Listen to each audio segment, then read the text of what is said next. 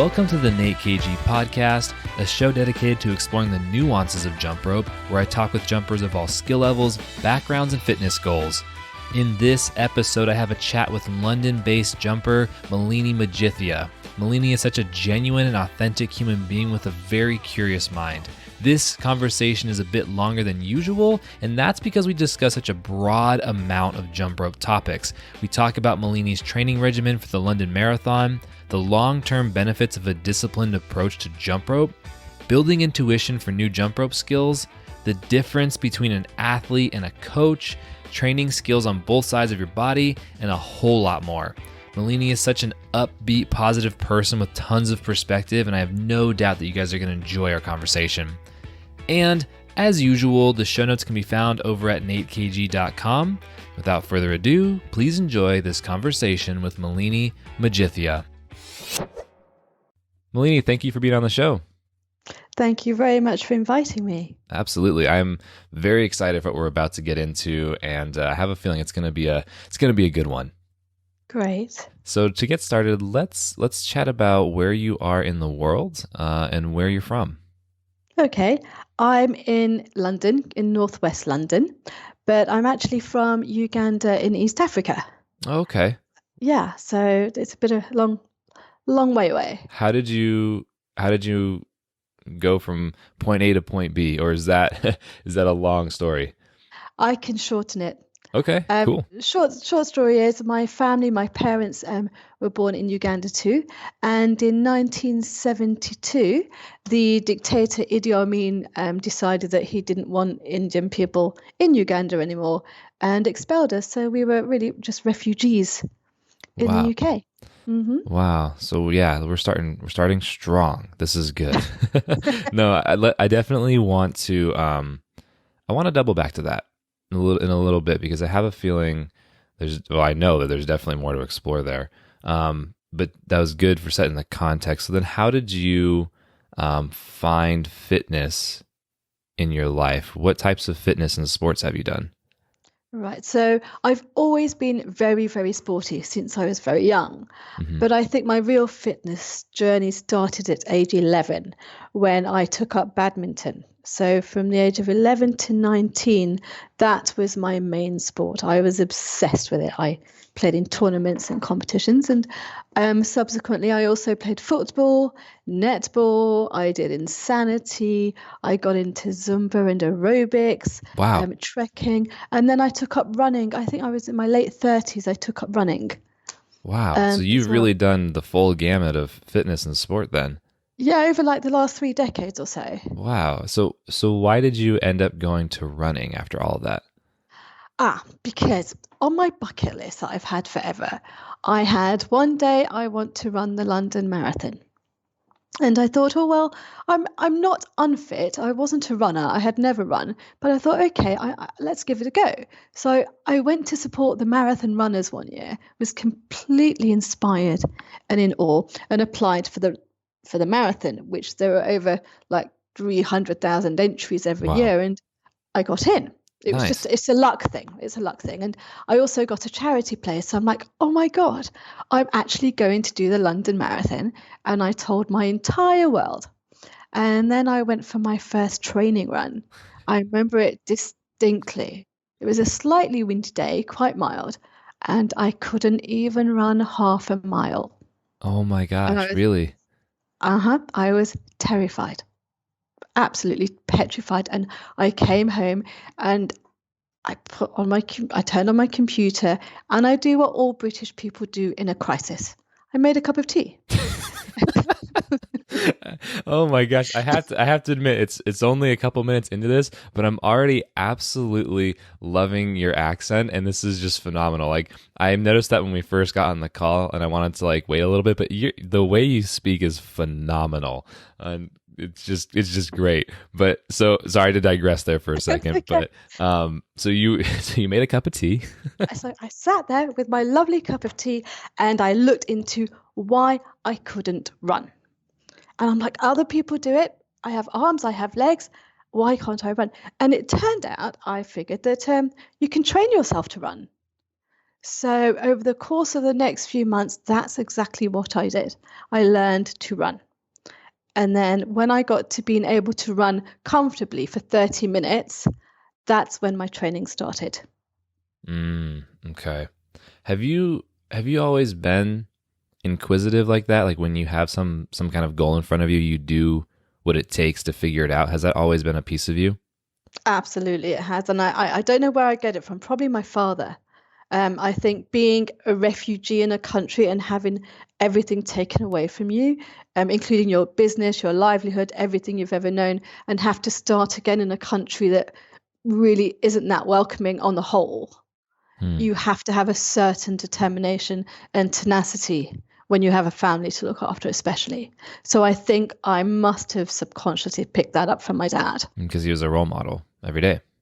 Yeah, like he was an entrepreneur. He had many jobs at the same time until he started working for himself. So, and he was very, very ultra focused in that respect. So maybe I get it from him, I think. So is that kind of a default switch in your brain? Like when you see an issue or a problem or a new challenge, you just automatically go into that zone of how can I figure this out?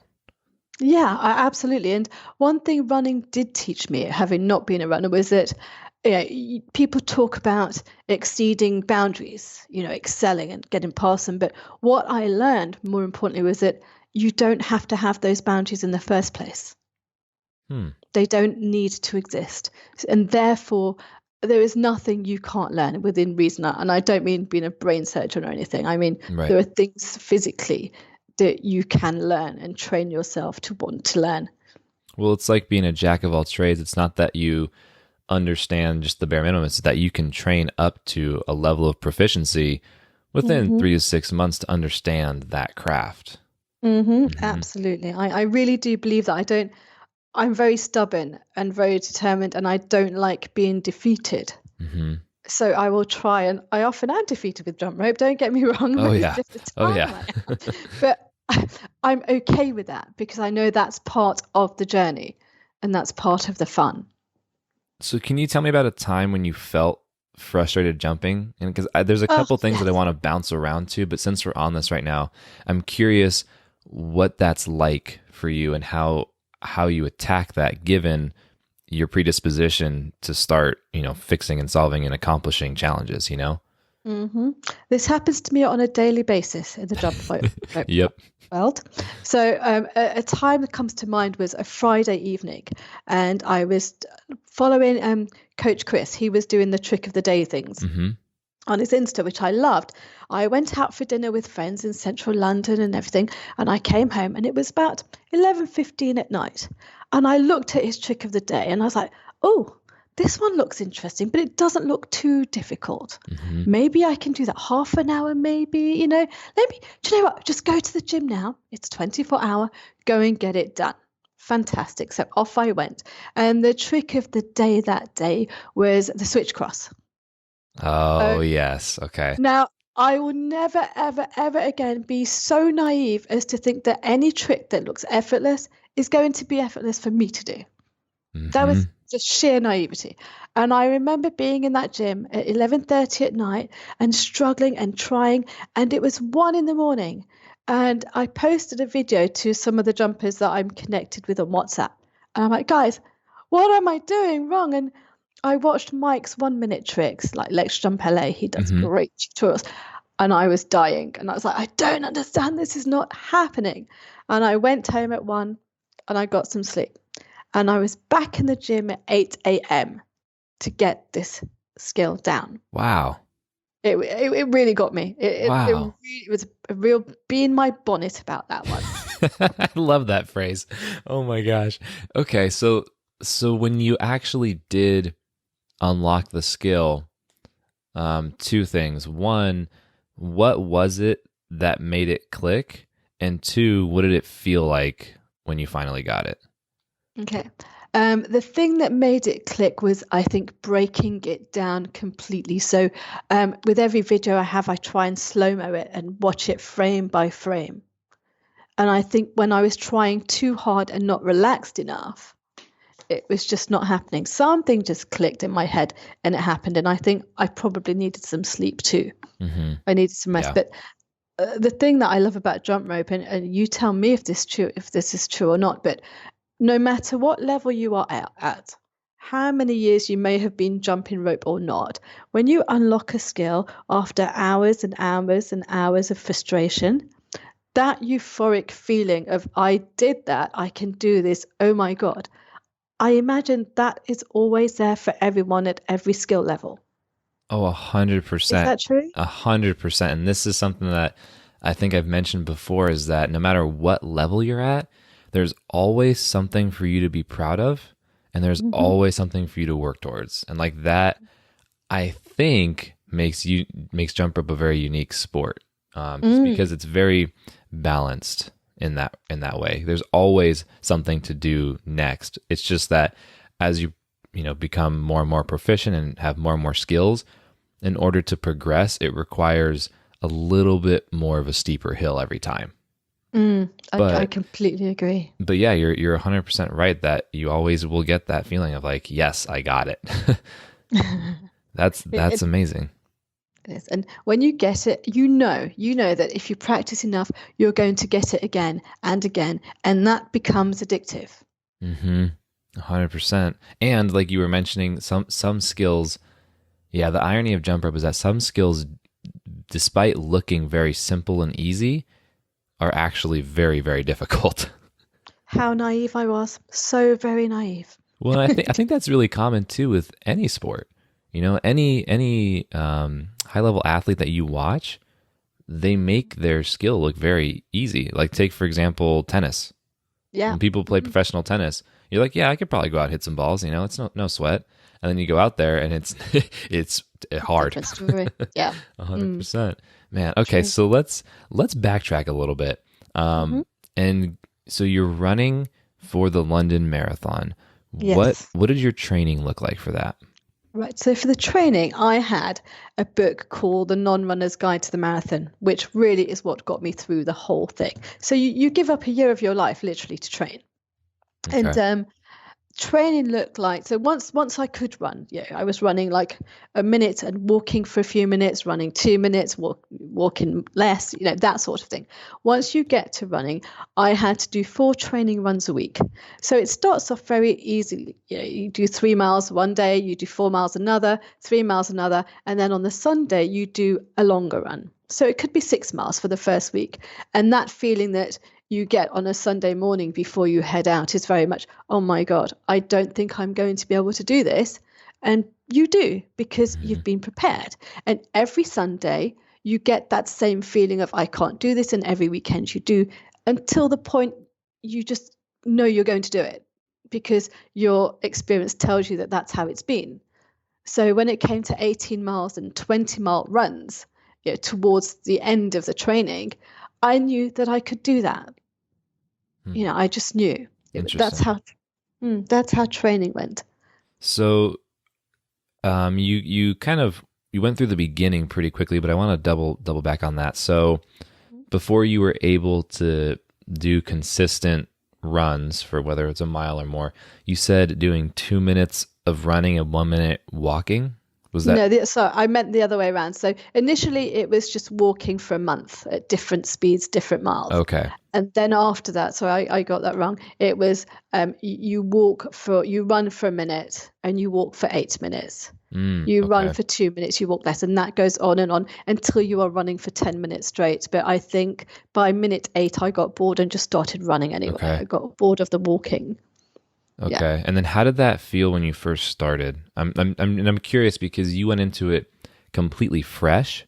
So was that progression useful? Did you like that? And after that month, were you able to then easily transition into full runs? Right. So for the first month of walking, what I had to do is compartmentalize. So if I thought, oh my God, I'm only walking and I've still got to learn to run, it was way too overwhelming. It was too much. So I did what I did on marathon day. I saw the race in 4-mile chunks. So I only had to run 4 miles each time. I didn't have to run another 18. Okay. So I did that with the beginning bit as well. I just took it that little bit at a time. So I didn't get too overwhelmed because I was freaked out. I was like totally unprepared, totally ridiculously feeling that I shouldn't have done this.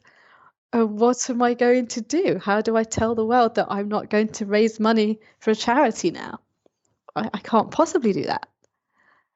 So that's how it happened. And the progression, as I did progress, my confidence increased and I began to enjoy it a lot more.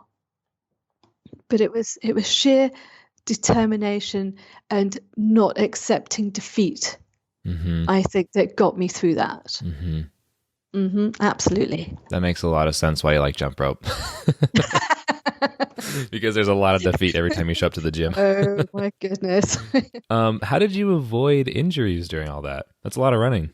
It is. So I did more than 750 miles in training altogether. Oh my gosh.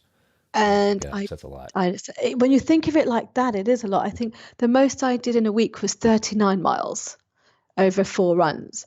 But I didn't get, through luck, I think, as well, and stretching too, I had no injuries the entire journey. Interesting. Okay.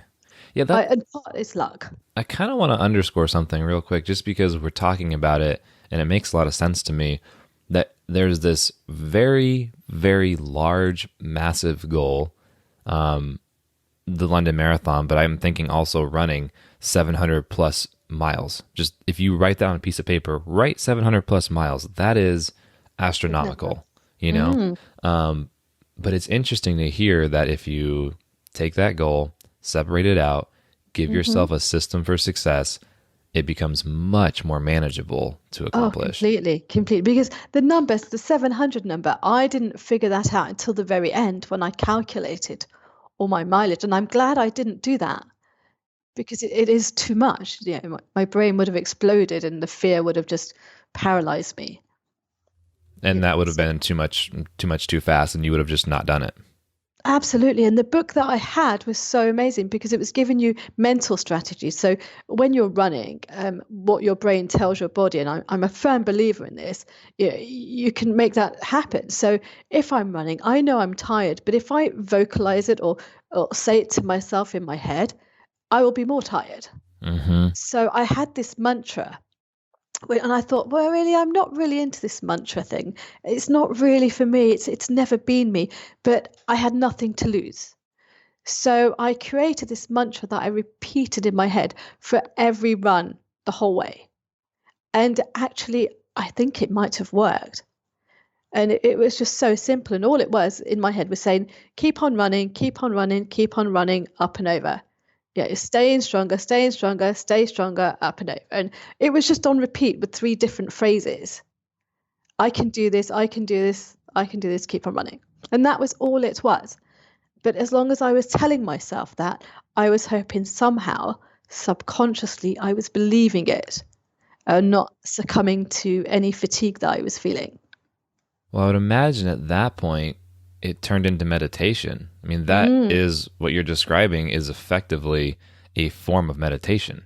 It absolutely was. It was a sort of where you zone out, but you fly at the same time.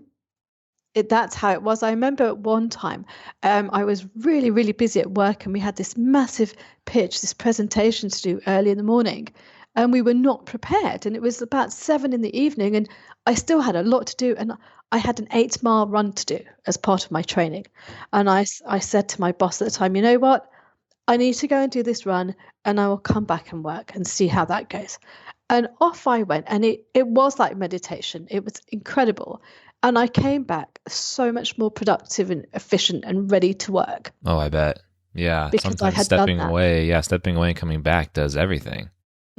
Absolutely. I know you've said that before with a skill you're trying to learn. I think someone on your podcast before has said when you struggle and you leave it for a few months and come back to it, that's when it happens. You know, yeah, that is a real thing, and I think that's because you're having a lot of other physiological gains during those few months of training, and then when you come back, your body's just ready to attack in a different way. That's super common. But the idea of meditation is, I very much understand what you're saying, because during longer sets of doubles, occasionally I'll do sets of, 3, 4, 500 double unders in a row. And once you go past the 200 mark, you kind of disconnect from what's happening in your body. Like I'm not thinking anymore about what's happening. My arms are moving and my body is, bounding, but I'm not necessarily in control anymore. It's just going, Yeah, it's like it's very surreal experience that I had when I was in that zone. When I got there, it takes about 20 minutes for me to get into that place first. But once I'm there, it was extraordinary. Have you found that with jump rope at all? No, because I'm too busy either being hit by the rope or tripping up or trying to get a skill. Well, I don't think I'm proficient enough yet to feel that. Well, my take on that is that when I've watched videos of you jump, you're working on new skills. Yes. And I'm wondering if you did speed step, or if you did some basic combination, swing cross, swing open, over and over and over and over, if you might find that. Yes, I do that. I just don't post all that stuff. So I do a lot of stuff when I'm jumping. The skills I post, because when I look back, I can see where I am and how I've progressed or what I'm doing wrong. So people often point me in the right direction, which is so useful with social media. I do a lot of combinations because you know what? I just love doing them. Absolutely. I put my music on and I just enjoy it. I feel like, have you ever done this? I love to dance. So when I'm jumping rope, I've gotten to the point where I just don't care. And I feel like I'm in a club all by myself with my jump rope. And I know. And one time there was some class aerobics or whatever it was happening nearby. And they were in their own world. And this middle-aged woman, came out from nowhere. And she came pounding and running up to me. And I'm like, oh my God, what's up with her? And she said, oh my God, I've loved watching you dance so much. It's wonderful. Oh God, ground, please swallow me up. That's funny. I mean, with the dancing and jump rope, every competitive, well, I don't know if every is the right word, but many of the competitive jump rope teams I've seen, at least during competition or workshops, at least half of the time, you're just goofing off dancing. So I totally understand that, 100%. You've got the tunes that come on, and that's it. You're in your happy place. Well, I am.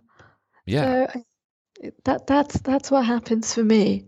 What do your practices or your training sessions usually look like on a normal day? So I have two. So I do resistance training, I do weight training, and I have jump rope. So if I've got a workout that's purely jump rope, I split it up into work time and play time. Mm-hmm. That I always do that. It's my reward for working so hard, which I do enjoy, but I enjoy the playtime more. So I've done my warm up. I'll do weighted rope like HIIT workouts with the ropes and body weight stuff and kettlebell. Okay. And I'll do that typically for anywhere between half an hour to 45 minutes. And it's really, really intense. And then I will have a mini playtime session where I will just freestyle and just do various combinations for a good 20 minutes or so and just have some fun. And then I will turn to either a trick of the day and learn a new skill, or I think Mira's been doing those as well, or a challenge that someone on Instagram has been doing, or I'll just be doing drills to unlock a skill. And I will do that for a really long time without realizing it. And it's when my stomach rumbles, I realize that I should be going home. That's my notification. Time to get some food. Oh, yeah. Yeah, that's pretty cool. That's how it works. And at the end, I always finish off with either a balancing core exercise at the moment or handstand practice. Okay. So that's what my jump rope workout looks like. No, that makes a lot of sense. That is, in my opinion, one of the best ways to split up workout is work and play effectively. Mm-hmm. Going into the gym specifically for any kind of, gains you're trying to make, strength gains, whatever you're trying to do physiologically, and then separating that from play. And, and occasionally having different activities. I know I am very guilty of looking at everything I do in the gym as work and like I have to get something out of it. And I definitely forget to play a lot. But yeah, that's it's always good to have that one skill or that one thing that you're working on just for fun. Like your handstands sound like Yes. that's your long-term skill that you're training. Yeah, I've been doing that for a while on and off, but other things get in the way. So sometimes I get distracted by the latest challenge someone's doing, which looks like so much fun, but it's still good for me and will still benefit everything else I do. Or the other challenge that I've got going on at the moment is pull-ups. Oh, yes. So I've been wanting to do 10, and I don't mean the chin-ups, I can do those, but proper grown-up pull-ups is what I'm trying to do, where you extend fully. So with my weight training sessions, I focus quite hard on getting those. That's awesome. Yeah, pull-ups are, I've historically shied away from pull-ups because for whatever reason, I think probably just for going too hard too quickly, when I pull up to the top when I'm fatigued, I don't know if I have I definitely had bad form, but I'll always pull my left trap muscle like really bad. Like that's happened at least 5 times doing pull-ups. So I've naturally just not done them. And that's just me having bad form or doing it incorrectly. But I've been trying to integrate that more this past year because it's an important skill to have. And I think that there's a lot of, you get a lot out of that, being able to do that motion. And I just recently, recently was able to do a full chest to bar pull up stripped. Right. So no swinging. I just pulled up and I connected my chest to the bar, which is interesting. Back to your point of, there's always something to chase in jump rope. Even skills like a pull up that seem so straightforward. Yeah. There's a way to level it up. And still practice something. What are you doing to train your pull-ups right now? So at the minute, I've got 3 different exercises that I do. So I do the rows, inverted rows. I do quite a lot of those. And then I'll do a lot of negatives. So my sticking point is, do you know that little bit right at the top? I've got 3 sticking points sometimes. I do quite a lot of negative to strengthen those bits of my lats as I pull down. And I do a lot of back work. Specifically my lats. How do you do your negatives? What's the tempo and how do you go about those? Right. So I pull up and I make sure my elbows are at my ribs, so you're quite high. They're not half pull-ups. Right. And my tempo down is a 5-second count. Okay. To come down. And I do 3 sets of 12 of those. That's a lot. Yep. It is. But you've got to strengthen that bit of my muscle. And what I realized was I could do pull-ups, more of them, if I was doing like the 3/4 pulls. But when you extend all the way down, that's that sticking point right at the beginning for me.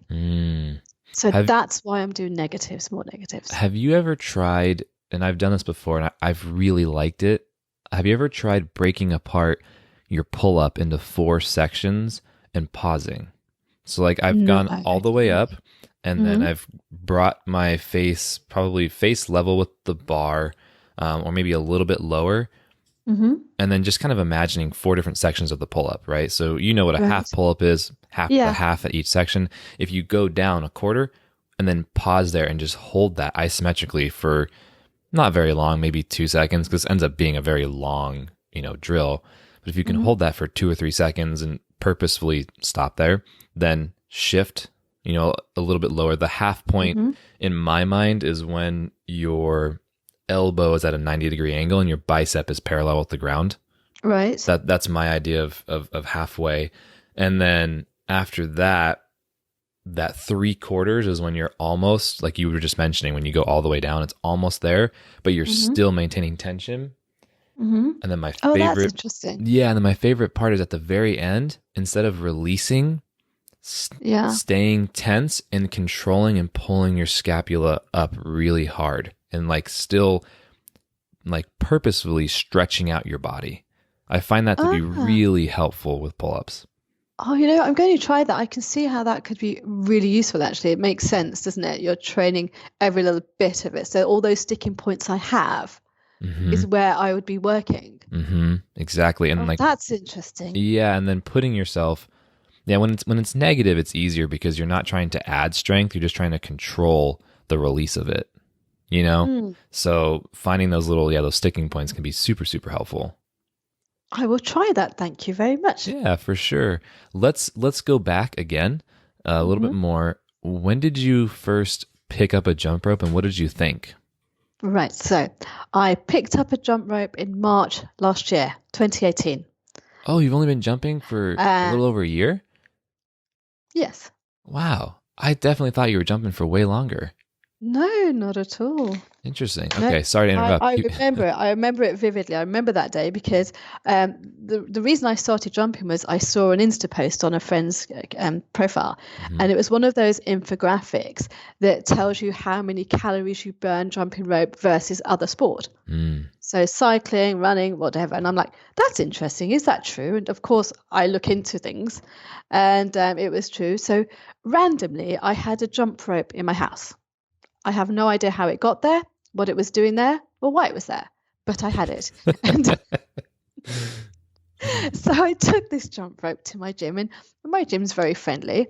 And one of the guys was telling me that he jumps rope. I'm like, oh, how long shall I jump rope for? It's my first time. And I remember jumping rope as a child in a playground somewhere. And he said, oh, not very long. I said, oh, about 15 minutes. He said, no, about 5. Oh, okay, I said, I'll do 5. I'll give that a go. And I couldn't jump over the rope, and I couldn't even do a minute. And when I did jump over the rope, I jumped, when children at school and they flick their knees back. Yep, That 100%. was me. That was so me. I was like, how do you do this malarkey? What is this? By the way, a lot of adults do that. I've coached many adults, and the butt kick form is very common. Oh my goodness. And I was like, okay, this is not happening. So of course I'm like, right, I couldn't run. I learned to run. I can't jump rope. I'm going to learn to do this.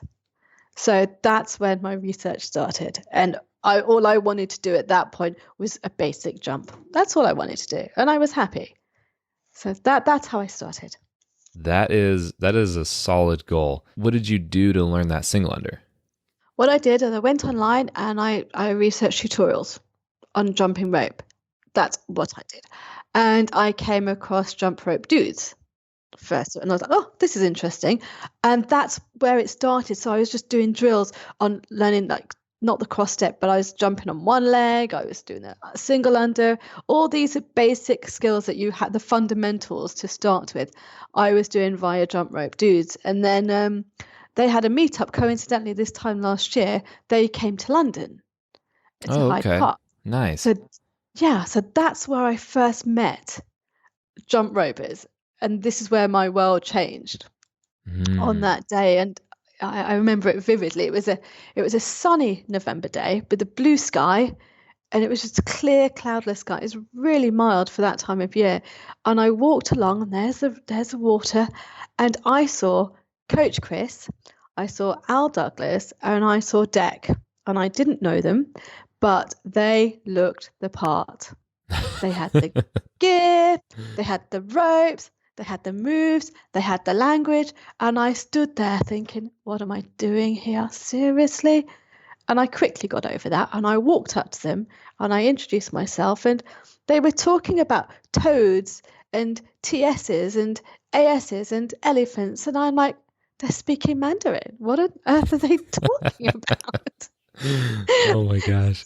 And I so remember, and they were very pleasant, but I didn't know them. And I'm quite confident. So I was like, right, there's things I need to learn, and here is the right place. So I said to Chris, I said, excuse me, you look like you know what you're doing. Like you know a lot. He's like, well, you know how modest he is. He's like, well, thank you. And I said, I'm trying to learn this skill, and I can't remember for the life of me what it was. But he said he would teach me.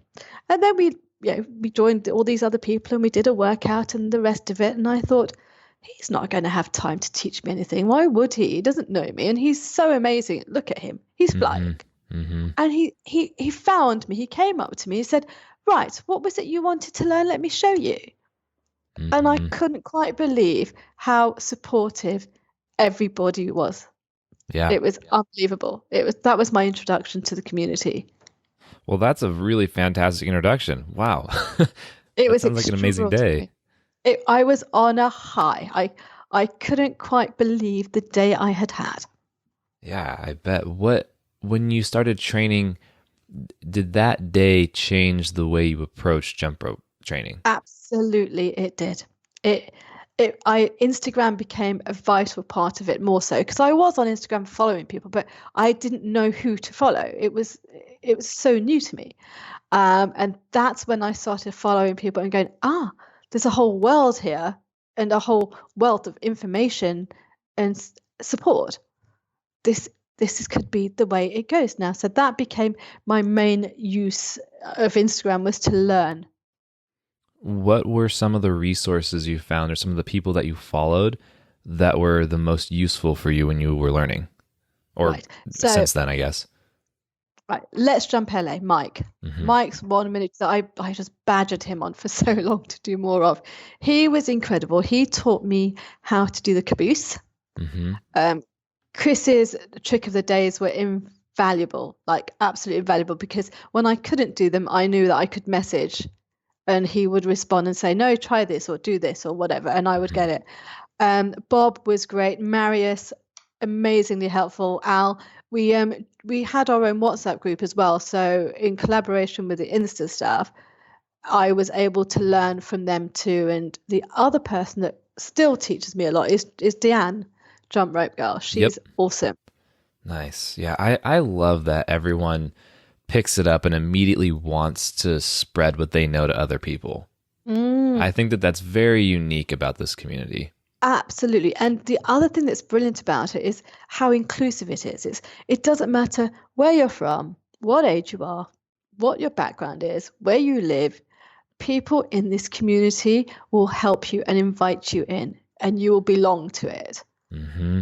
And that's a very rare thing in a world that for me today is so divided and there's so much hatred in it and animosity. Mm-hmm. This is a beautiful place where you see the best of people. Mm-hmm. And that's important. You said earlier that you said, when I looked into things about jump rope, what does that mean when you looked into jump rope? When, in terms of the efficacy of jumping rope from like a biological standpoint, were you looking up research studies? No, it wasn't research studies. It was more like tutorial stuff, more learning, like breaking moves down. So my background, many, many years ago, I used to be a journalist. So I'm naturally very curious and I've always had to research things or get to the bottom of things. So in terms of jump rope, I've spent hours and hours watching people, watching how they learning about what's worked for them, and learning from not their mistakes, but tips from people. So, and the other thing that I did was on Instagram, people give a lot of tips. You see, if you read the comments enough on people's videos, you'll see the feedback that people have been giving. So that's what I did a lot of and try to absorb as much as I could. That comment that you used to be a journalist, it just came full circle. Now I understand.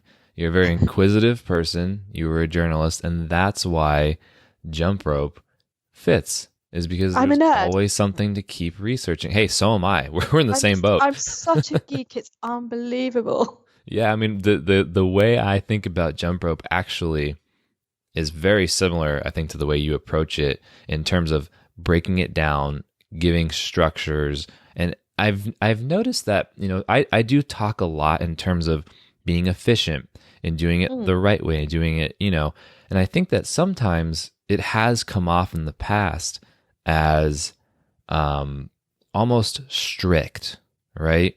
I call it discipline, but you might also I was just going to say strict. That. I was just going to say the word discipline. Yeah, and it's true, but I do believe that discipline, if you front load it, gives you all the room in the world for freedom and creativity later. And when you set, and the reason is because I've watched many jumpers jump in and get started. And they grab whatever rope, whatever skills pop into their head or that they see, and then they go for it. And then there's a lot of foundational, like mechanical issues. This is most common with, I think, the CrossFit community that does strictly just double unders. There's a lot to break apart there, but I've seen it plenty of times with freestyle jumpers, people who are just, learning crosses and so on as they excel. And as someone who's watched it for a while, I think that discipline is not a limiting factor and does not constrain a person's ability to do their style of jumping, but actually opens up, every door that exists.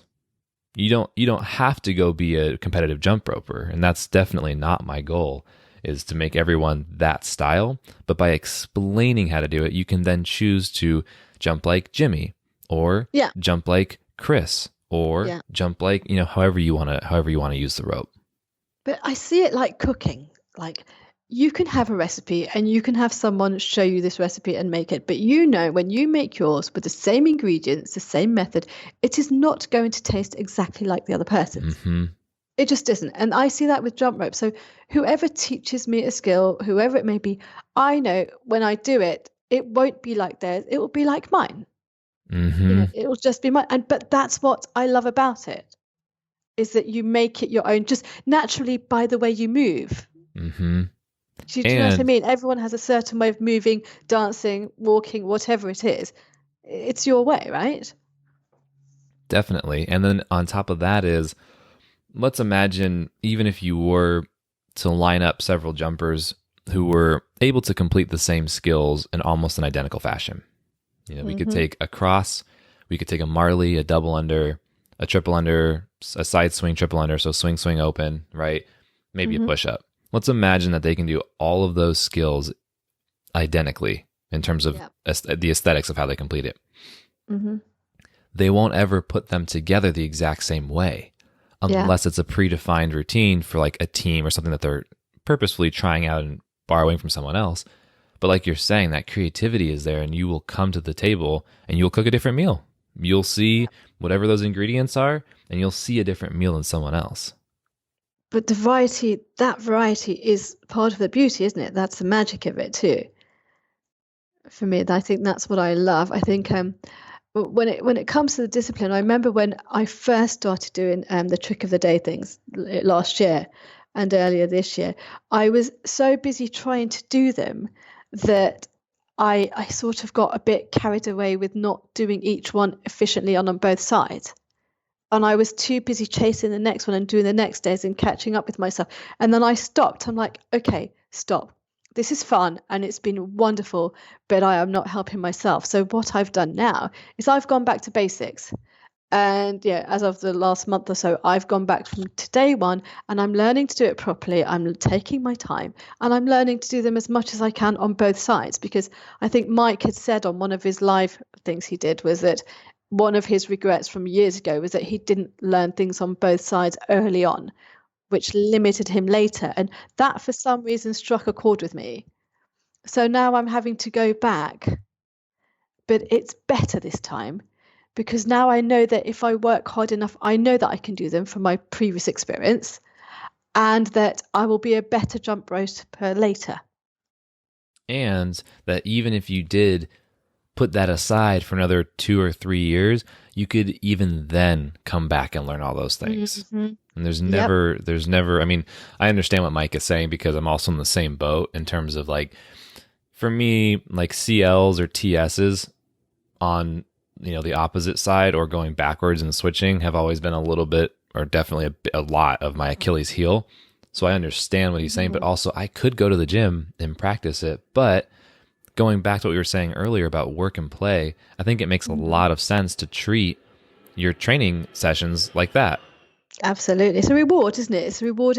And also, I'm not being funny, and I don't know if you think this, if you're saying the same thing, but whenever I'm doing something on the other side, it's like I'm writing with the wrong hand. Yes. And I'm learning that I'm so not ambidextrous.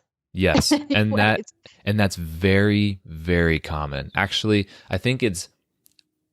I would be willing to bet that it's actually uncommon to feel comfortable on both sides. Right. Okay. Because it's just the weirdest feeling. Yeah. It changes everything, because the way it breaks down, and I wish I had a more scientific way of explaining this. At some point, I'm going to look into it and figure out a better way of explaining this. But the brain has left and right brain, right? Different parts of the brain do different things in the body.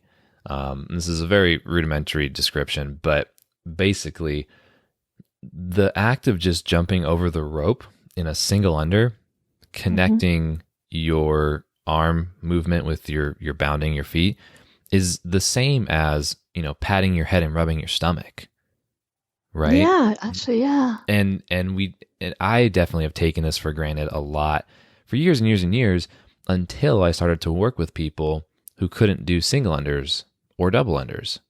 And I've met a lot of people who can't, or they can do a double under, but they can't do a single under. Wow. That's very common because Really? Yeah, because what's actually happening is the whole movement is explosive, and they're not doing double unders with the best form in this scenario. So imagine somebody whose arms are a little bit out very, very wide. They're very rigid, but they're explosive with their bound, and they're explosive with the whipping of the rope. So it actually matches, versus a single under, you have to disengage the effort in your upper body from the effort in your lower body. And that's interesting. Yeah, when you're used to it, it's not a big deal. And this is actually more common when you bring someone into a double under for the first time. They can't see, if they try really hard to jump very high, they end up trying really hard with their arms to spin very fast. That was me. That was so me. Yep. That used to be me. And absolutely down to a T. And then when you learn to bound very high and then relax your arms and spin slower than you think you need to, or turn slower than you think you need to, it is like an unlock. It's like, oh, right? And so then that same idea keeps happening over and over and over with all of these different skills, because what that double under is a very static skill in terms of your arms stay in a nice neutral position. Your body is very athletic. It's straightforward. Now, for example, let's take something like a Marley. You do a 180, one hand hooks underneath, a knee, and then you unhook it and come back forward.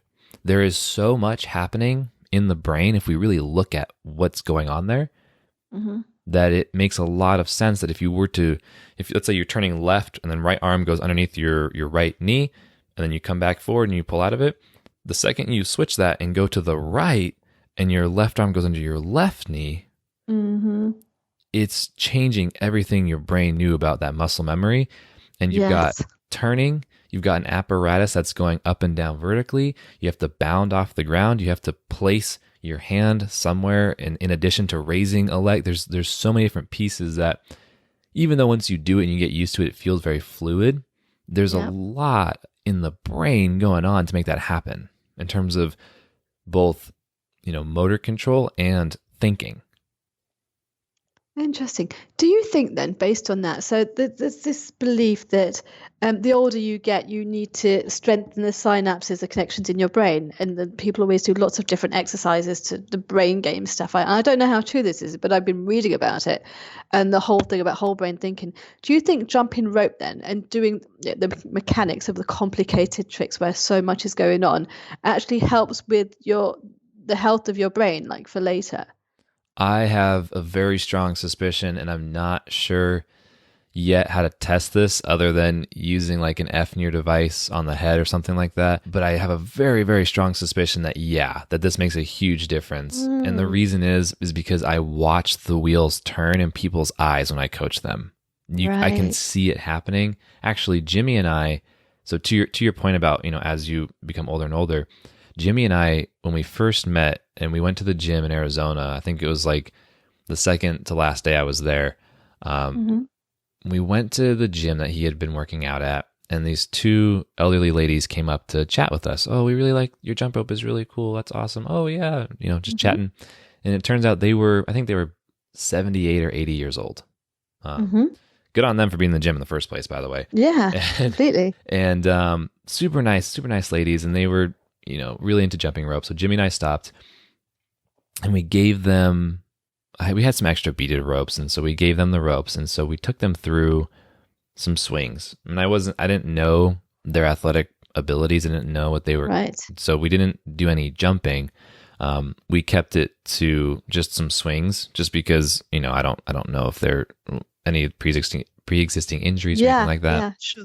And so we did just swings. Swing on one side, toe catch. Swing on the other side, toe catch. and then swing on both sides, toe catch. And just doing that, back to your whole point about one side versus the other, I was watching them, not struggle, but it was definitely difficult to do it on the side they weren't comfortable with. And they really enjoyed it. And once they got the rhythm down, it made sense. And they were able to, go back and forth, swing back and forth a couple of times, toe catch on purpose.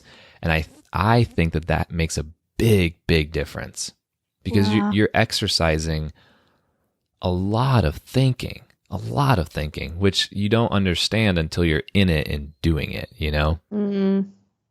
Yep, that is true. It's extraordinary, isn't it? When you think about it. On your last podcast, what else you were talking about?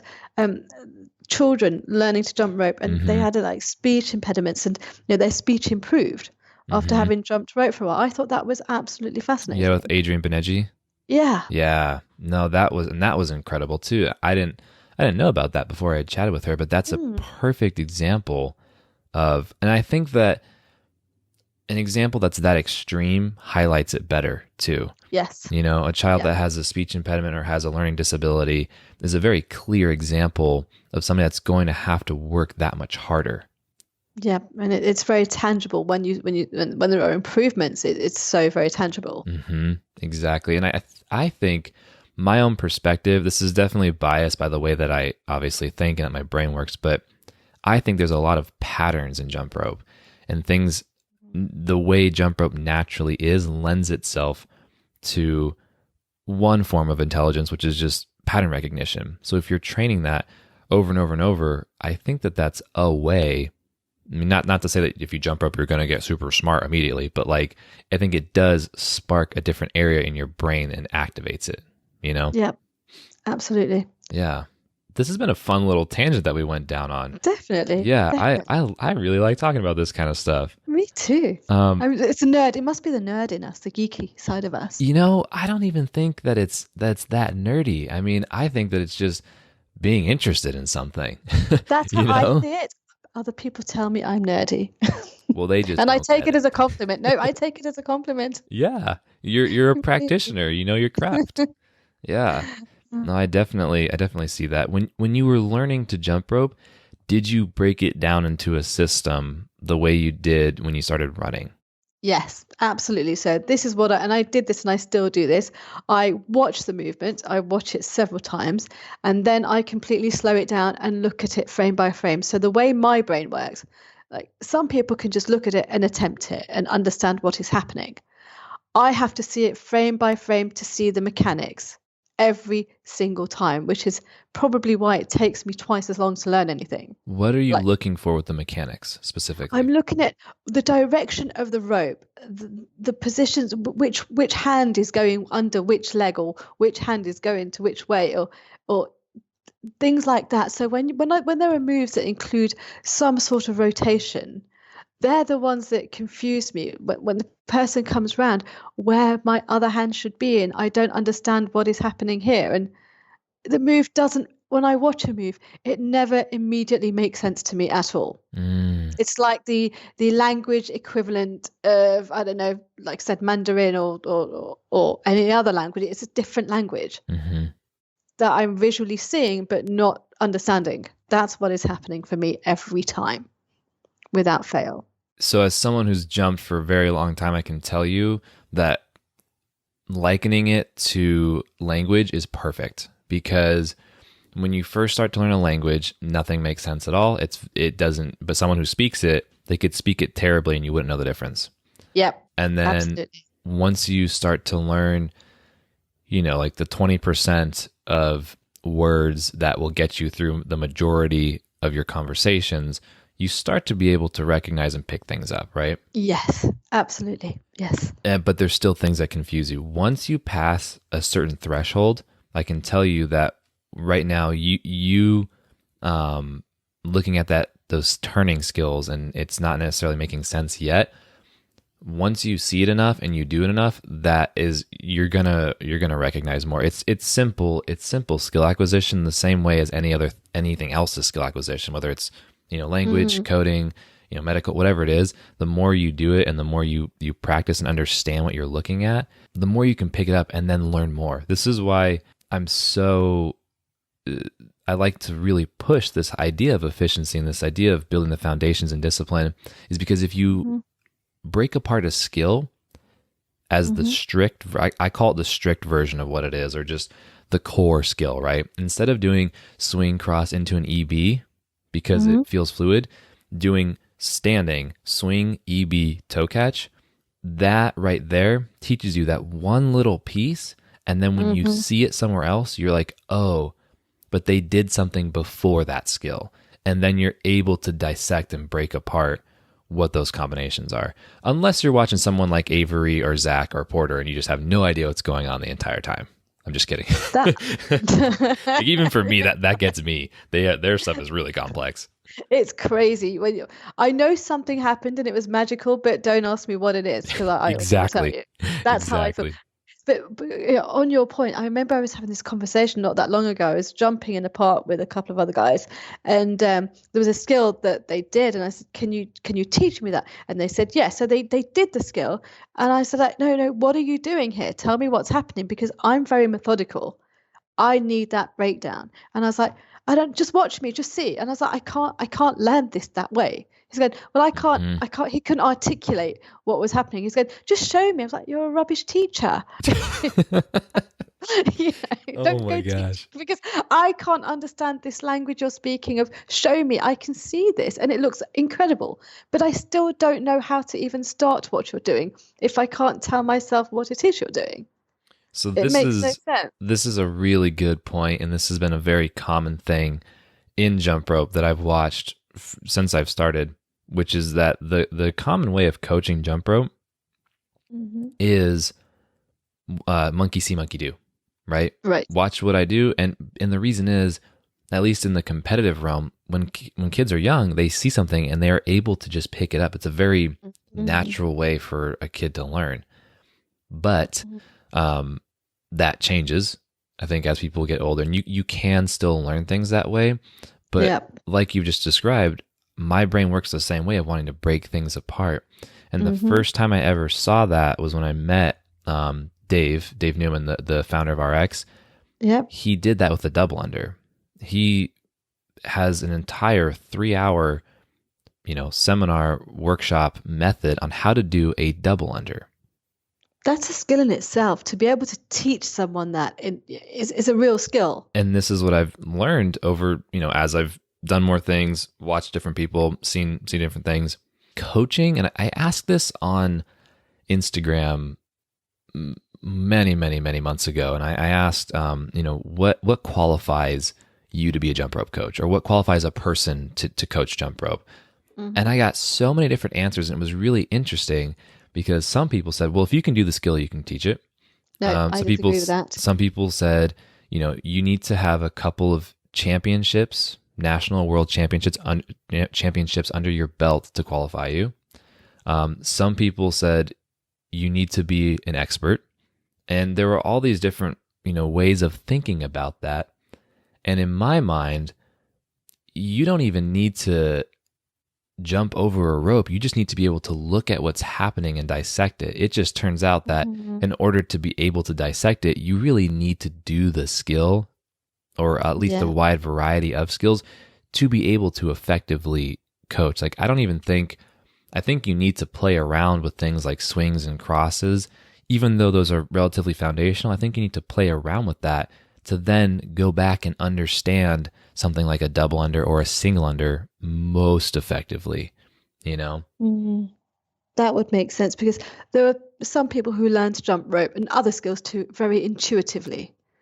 They just feel a move and they can get a sensation of it. And I wish that was me, but that's never going to be me. I know that from the way that I work. It never will be me. So it's a very physical, stage by stage thing. Well, I don't, obviously you better than I know you, but I would pause and hesitate on that idea of I'll never be intuitive, because once think of it like coding, or language, but I'm going to pick on coding right now. If you're a programmer, when you first get into it, you might understand the basics of like HTML and how to get into making basic changes on a website. Mm-hmm. But as you learn more functions and different calls, and I might be messing up the terminology here, but as you learn more and more and more and more, you have more to pull from and more understanding, and then it becomes much easier to write more quickly, right? Yep. So the more skills you do, the more variety of skills you do, swinging, handstands, push-ups, doubles, triples, the more it becomes, you have more of an experience to draw on with what it feels like to swing a rope in 5 different ways, what it feels like to make the rope go fast and then slow, what it feels like to control, to do this kind of a cross, to put your hand here, there. So the more you do, it becomes intuitive not because you just know what's going on, but because you already have all of those skills under your belt to the point. And that's effectively being very experienced or becoming a master. I see. Right? Do you know what? I have hope. There is hope for me. Oh, there definitely is. Absolutely. The intuitiveness with people who seem to just pick it up, there definitely are people who just, I think they get it faster. Their brains are wired that way. I think it might be the pattern thing as well. Do you find yourself being a little bit of a perfectionist? I'm terrible. Yes. Yeah. I'm okay. absolutely terrible. Are you the same? Exactly. Exactly the same. And that's why, one little quick point, when it comes to coaches, like we were just talking about a minute ago, understand that every coach has a bias and a reason for coaching. So what's yours? My bias is to coach to the highest level of efficiency, because I know that if you aim for that, you'll land in a nice middle ground, or you'll at least have the mental understanding of what the landscape is for jump rope in total, so that you can then choose what you want to do. Do you have to be the most efficient? Absolutely not.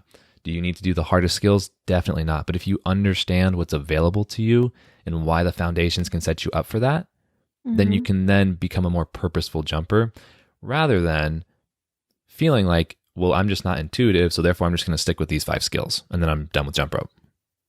I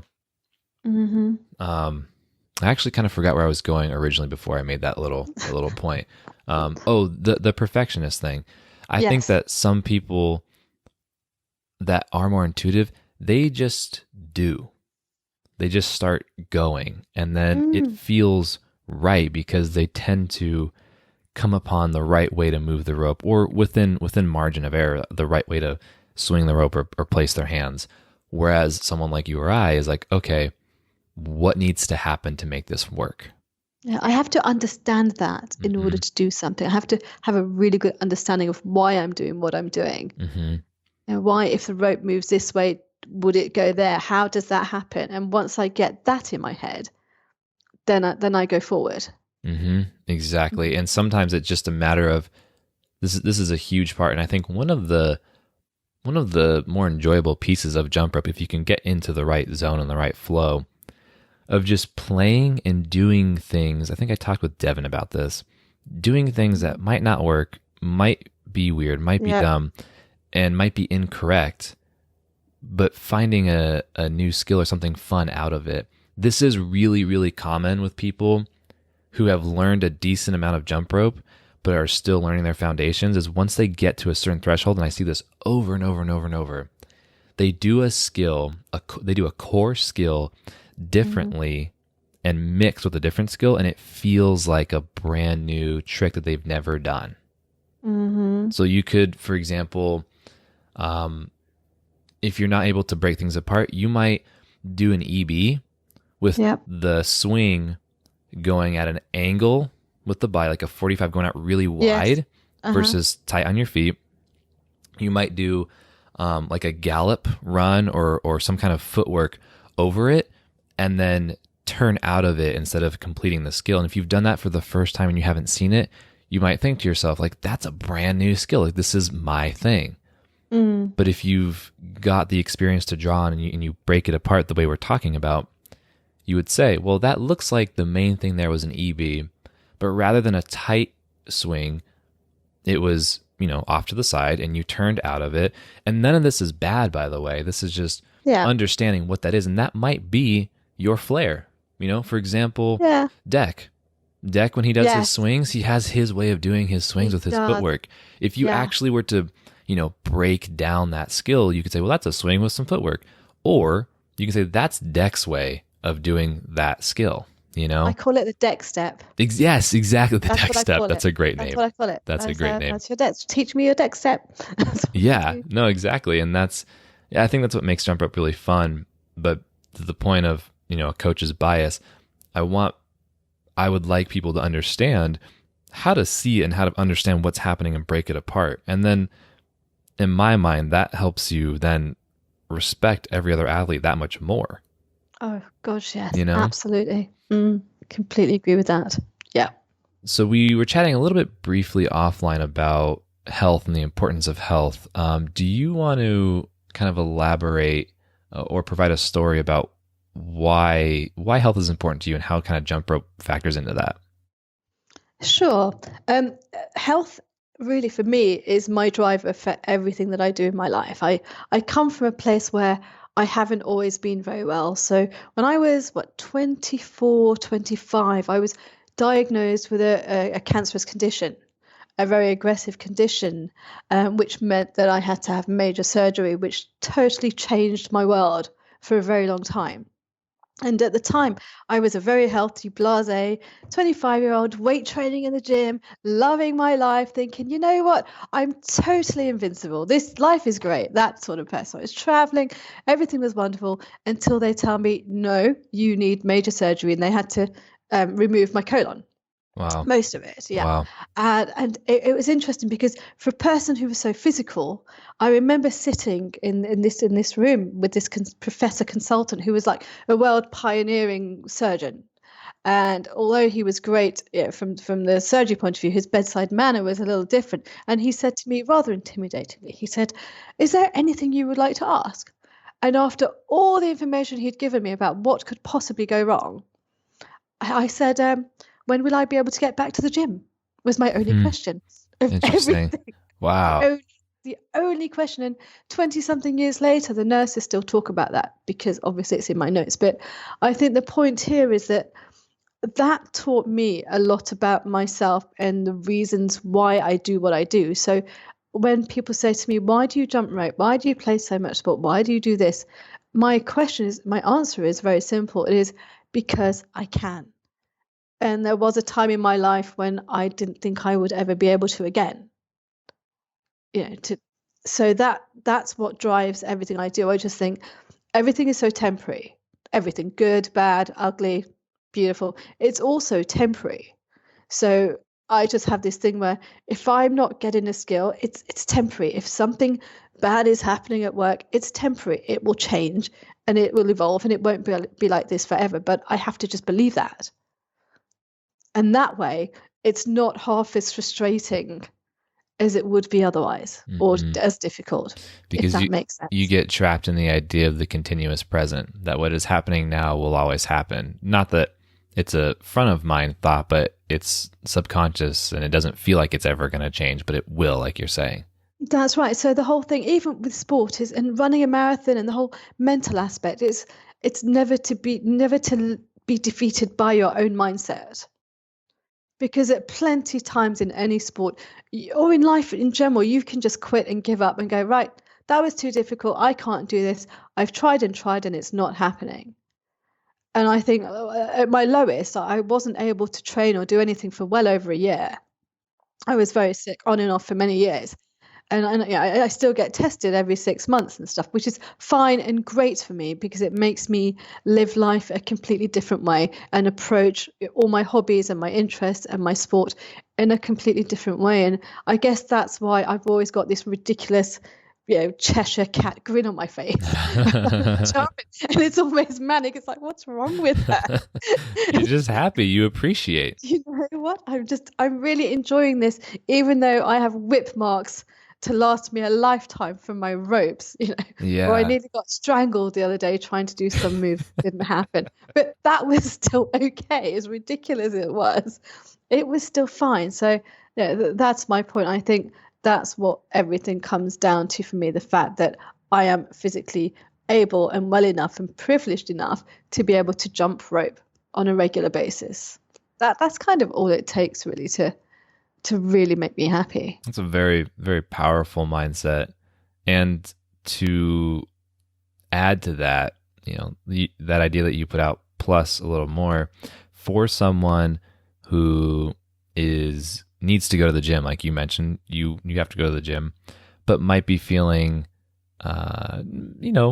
defeated or bummed out, or maybe they haven't been to the gym in 3 weeks or 6 months or a year, right? Mm-hmm. Another way to kind of articulate your point is to think, what else will I do? Like, what else would I do besides go again? Because I think that it's very common to be away from the gym for a while and think, oh man, I've missed so many days. I haven't been to the gym, negative, like, oh man. But another way of seeing that is like, well, I'm going to go back. Like, what else would I do besides go back? It's just a matter of time. That's completely right. And the more you do that and the more confidence you build, the more you are able to build your confidence by getting out of your comfort zone and doing something else that you don't think you could do. And it's just a cycle, of perpetual positive cycle where you're building constant case studies of achieving something that you think is nigh impossible. And that can only be a good thing, right? 100%. And there's a quote, and I cannot remember the exact word, and it is absolutely going to bug me. But I was listening to somebody else speak about, I forget the subject, on a podcast, and they said they live life, they maybe not vigorously wasn't the right word, but they live life vigorously or with purpose, And I really feel like you embody that as well, from start to finish. There's a lot of appreciation, and I would imagine a lot of your breaking things down and figuring out and wanting those challenges is that exactly what you just articulated. Things will go up and down and flow and ebb and flow. So why not take advantage of this opportunity that's in front of me? Yeah, I truly believe that. We've gone down a bunch of really awesome tangents that I can't even believe we've been chatting for an hour. That just flew by. We have? Yes. We have? Oh, wow, we have. We just flew straight through. This has been amazing. Great. Yeah. It's been awesome. I definitely want to be respectful of your time. We would definitely want to wrap up here soon, but I want to ask, our last main question of the podcast, which you're familiar with. What is jump rope to you? Good question. I love these questions. Jump rope to me, ultimately, first and foremost, is my health. It's my sanity, my happy place. It's like Disneyland. But it's also, for me, much about community. It's a place where people are encouraged and inspired. It's a place where friendships are made. And it's a place where you get a new family that can talk about your passion until the cows come home. Yes. I've really enjoyed everything you said, but especially your phrases and metaphors. Those of, and with your accent too. It's just been so spot on. Thank you. Yeah, but that is so true. It is your new family. It doesn't matter what, sector of jump rope you're in, whether that's competitive, whether that's just, general or like boxing or whatever.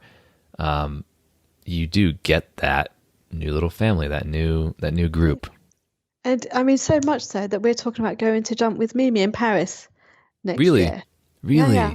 She's my hero. She's her style is one that just I absolutely love watching. Yes. Over and over and over again.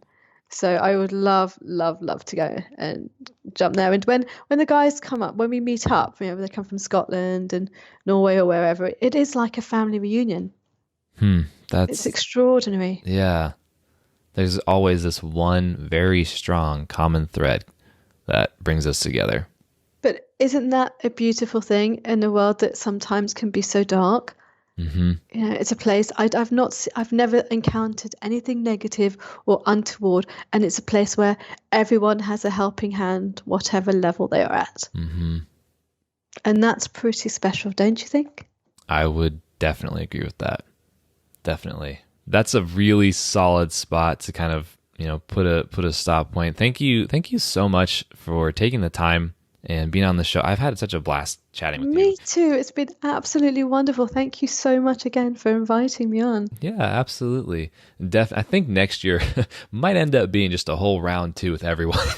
Just a round 2 of every guest, because I still have plenty of things that we could chat about for hours and hours and hours and hours, but that will have to be saved for another episode. But yeah, thank you so much for taking the time, and I'll definitely everyone needs to go connect with you on Instagram for sure. All that'll be linked in the show notes and stuff. But yeah, you have a great rest of your day, Malini. Thank you very much, Nick. You too.